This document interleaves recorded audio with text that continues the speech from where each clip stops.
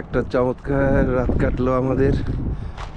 খুবই সুন্দর একটা লোকেশন ছিল, সানসেট সানরাইজটা অবশ্য আমরা গ্রামটার পেছন থেকে পাইছি, কিন্তু সব মিলে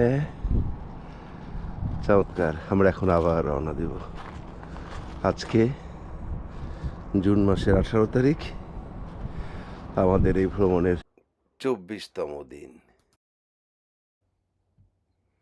গতকাল আমরা কোবেক সিটি থেকে যাত্রা শুরু করছি সকালে।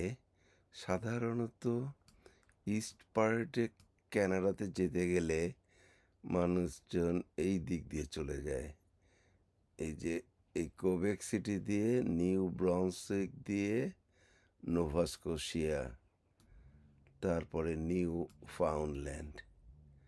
কিন্তু আমরা কোবেক সিটি থেকে এই উত্তর দিক দিয়ে, উত্তর পূর্ব দিক দিয়ে ঘুরে আসতেছি। আমরা যে রাস্তাটা দিয়ে যাব সেটা পুরোটাই সমুদ্রের পাড় দিয়ে দিয়ে। এটা গালফ অফ সেন্ট লরেন্সের একটা পার্ট।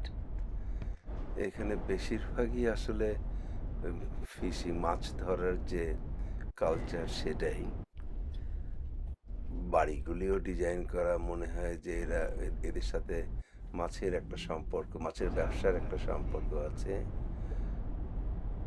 ওয়েদারটা একটু ভালো হলে খুব ভালো হইতো।